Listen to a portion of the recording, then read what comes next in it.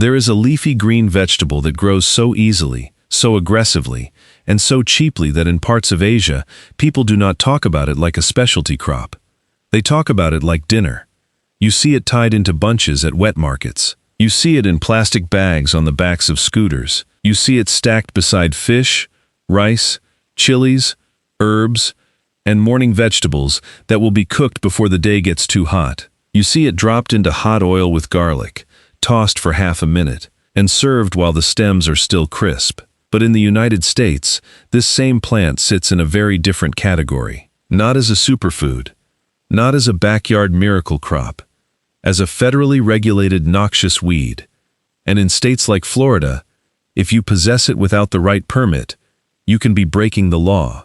So right away, there is a strange question sitting in the middle of this story. How does a vegetable become illegal?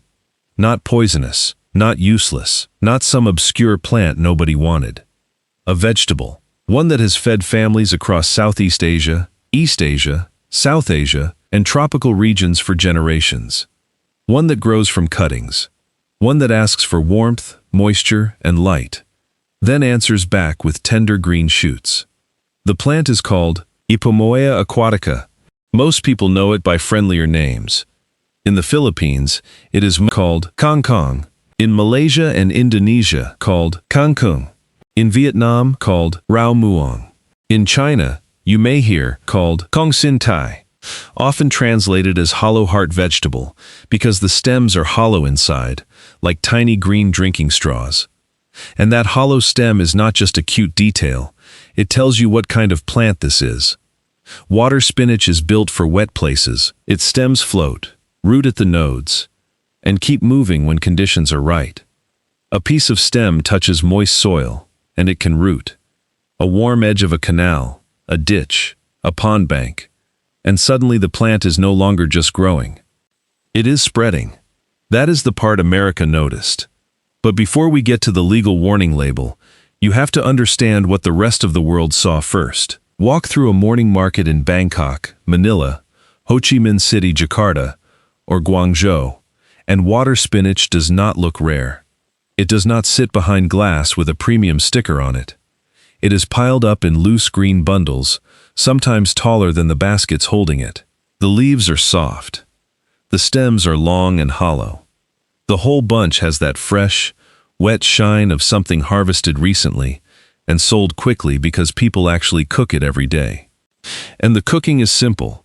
A little oil, garlic, high heat, a handful of stems and leaves hitting the pan with that sharp little hiss. 30 seconds later, the leaves collapse just enough, the stems stay crisp, and the whole dish smells like the kind of food that does not need a story to justify itself.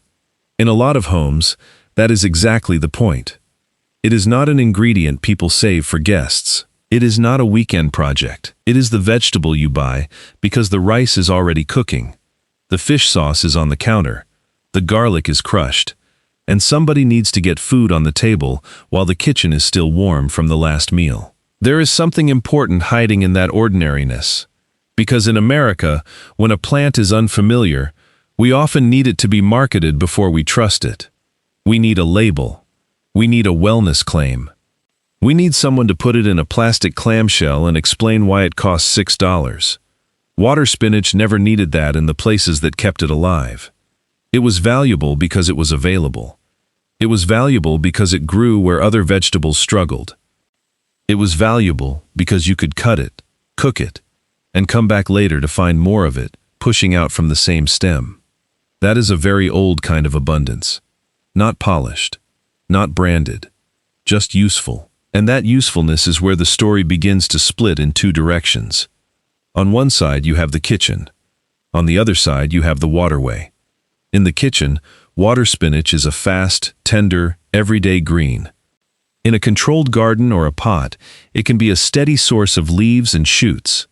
It contains vitamin C, some iron, potassium, fiber, and plant compounds that researchers have studied for antioxidant activity. Nobody needs to turn it into a miracle cure. Honestly, that almost cheapens it. It is enough to say this: people kept growing it for a reason. Traditional food plants usually survive because they do work in daily life. They fill a bowl. They regrow. They tolerate heat.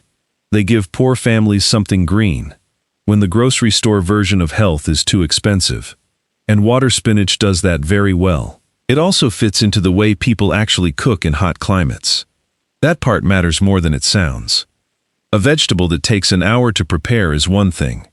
A vegetable you can rinse, cut, throw into a hot pan, and eat in minutes is something else. It becomes part of the daily rhythm. It works with rice. It works with soups. It works with leftover broth. It works when the household is tired and still needs something green. That is why a plant like this can travel so deeply through a food culture. Not because someone declared it important, because it kept showing up when people needed it.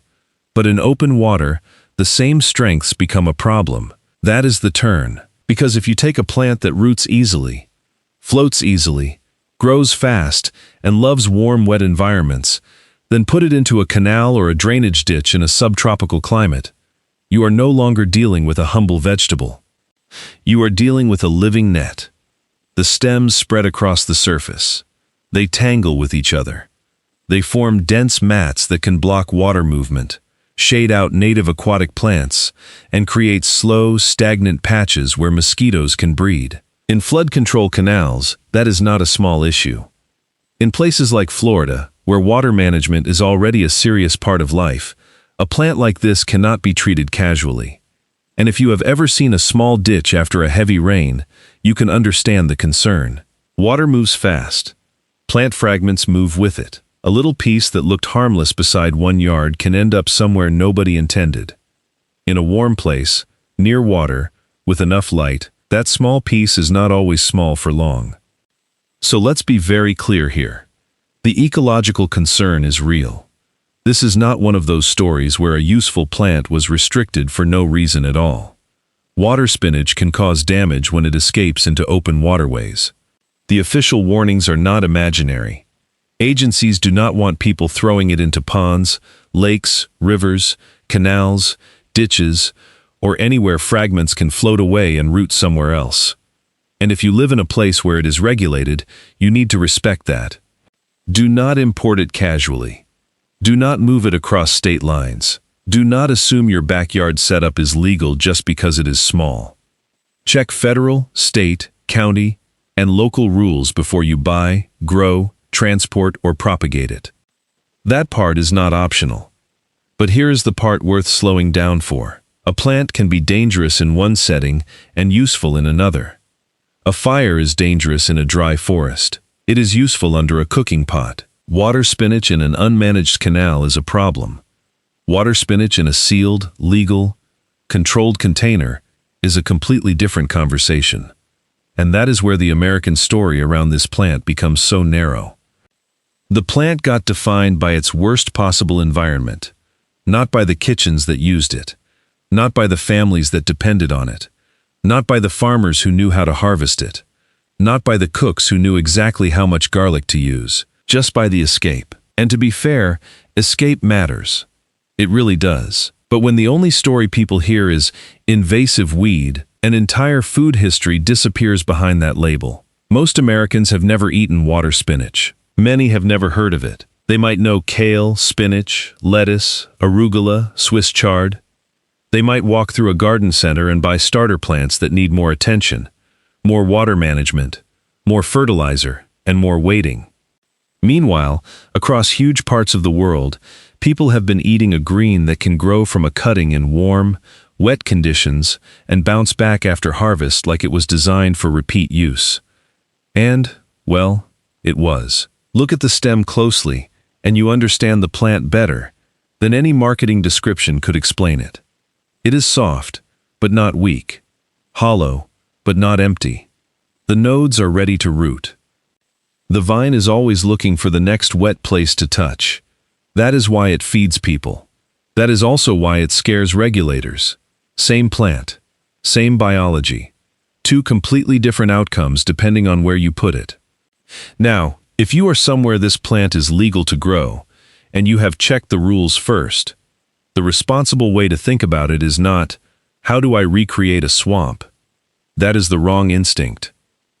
The responsible question is, how do I keep this plant contained? A sealed pot.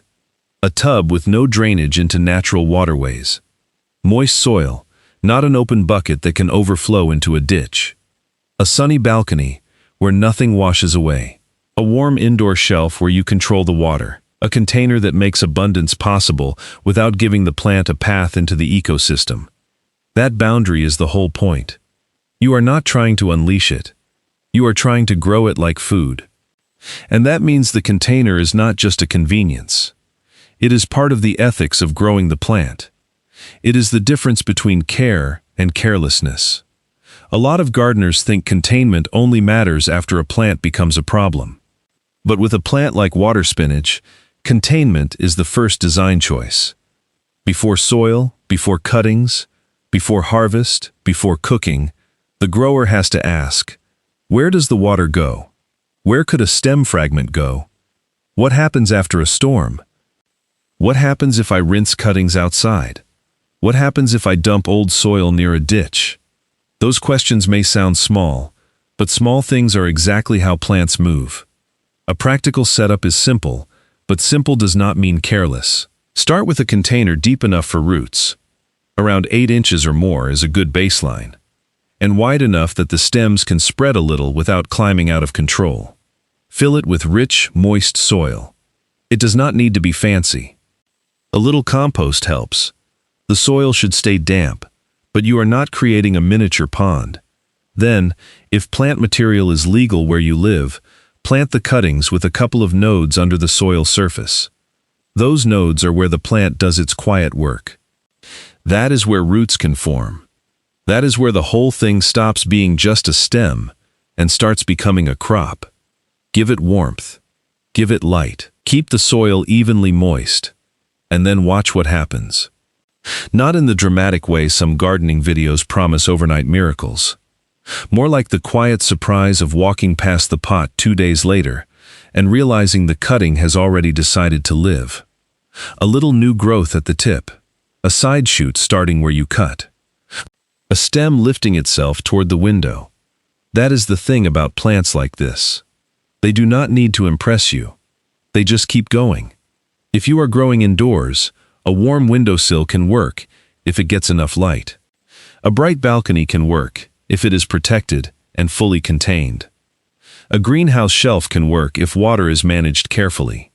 Even a humid corner near a bathroom window can make sense in the right climate, as long as the container is sealed and the plant cannot escape. And when you water it, think like a responsible grower.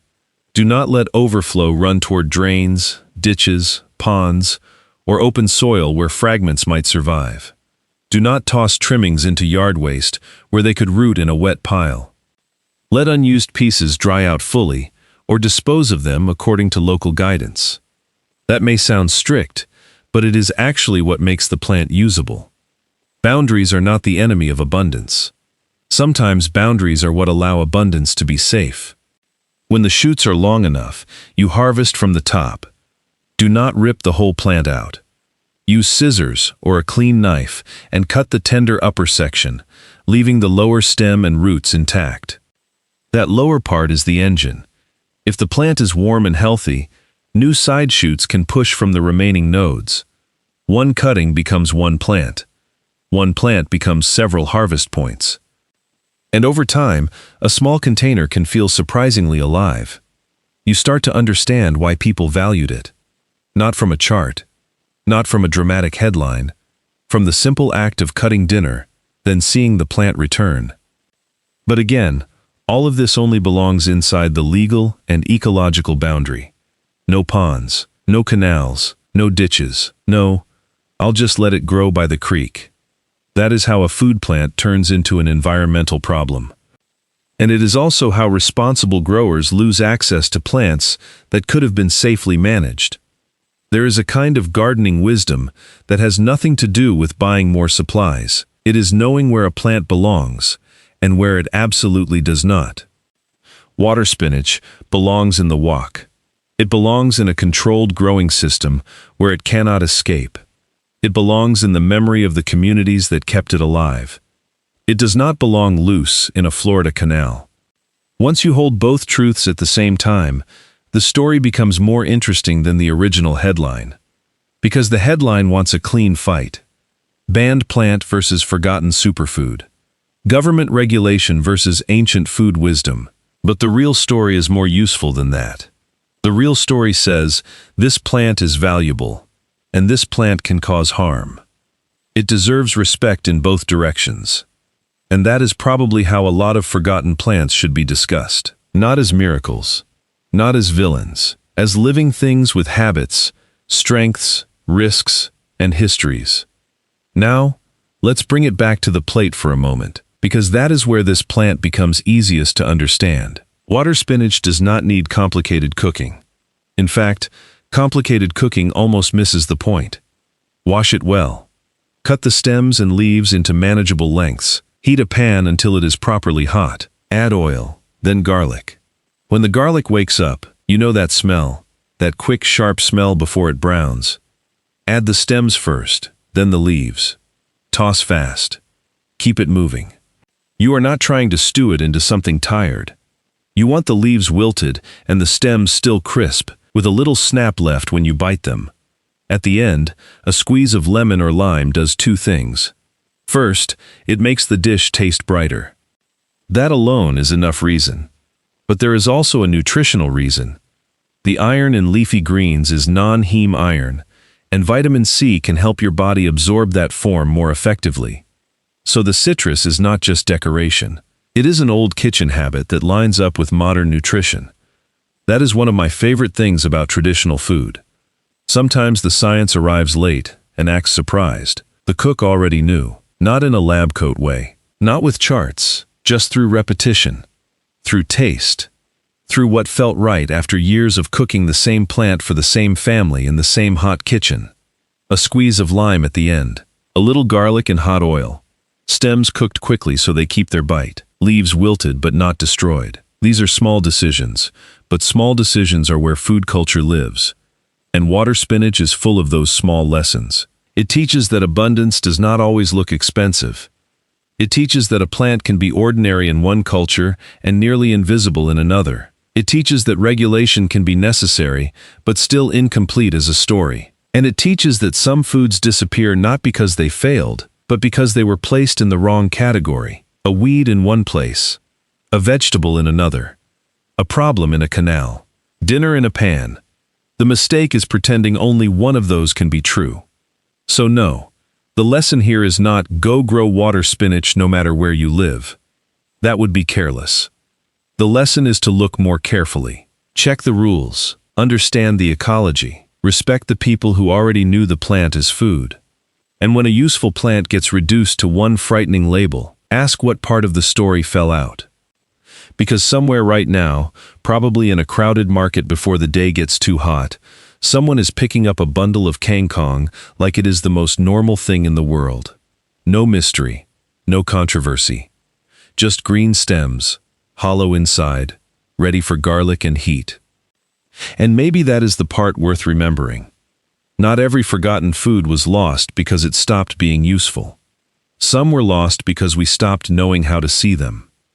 And when you look at water spinach honestly, you do not find one simple answer. You find a plant that feeds people. A plant that can escape. A plant that belongs in careful hands. A plant that shows how thin the line can be between abundance and invasion. That line is not crossed by the plant alone. It is crossed by the way people grow it, move it, ignore it, or respect it. So maybe the real forgotten truth is not just about water spinach. Maybe it is about attention. The old growers paid attention to where it grew. The cooks paid attention to when the stems were just tender enough. The communities paid attention to what kept people fed. And now, if this plant is ever going to be understood properly in places that fear it, we have to pay attention too. Not with hype, not with dismissal, with care. Because sometimes the most useful plants do not ask us to worship them. They ask us to understand where they belong.